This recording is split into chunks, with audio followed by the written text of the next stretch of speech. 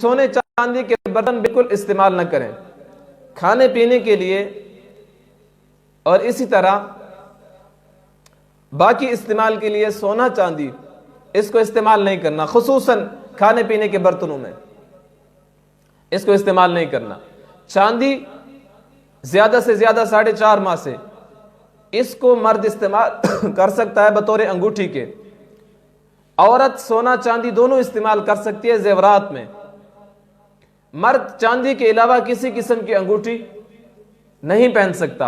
औरत चांदी की अंगूठी भी पहन सकती है, सोने की अंगूठी भी पहन सकती है, इसके अलावा औरत किसी किस्म की अंगूठी नहीं पहन सकती। बाकी जेवरात हर किस्म के पहन सकती है, आर्टिफिशियल जो होते हैं, तांबे के, जिस चीज के भी हों, बाकी सारे जेवरात पहन सकती है, अंगूठी या सोने की या चांदी की। और मर्द अगर अंगूठी पहनेगा 4.5 मासे के अंदर चांदी की ही होनी चाहिए। सोना मर्द के लिए हराम है, किसी की सूरत में भी मर्द के लिए सोना जायज नहीं है। हमारे यहाँ गलत रिवाजात होते हैं, शादी के मौके पे सास जो होती है वो क्या कर देती है, अपने दामाद को सोने की अंगूठी पहना देती है, और उसने भी पहनी होती है कि सास ने दी है, मवाबादी थी कि सास पवा देती है सोने की अंगूठी।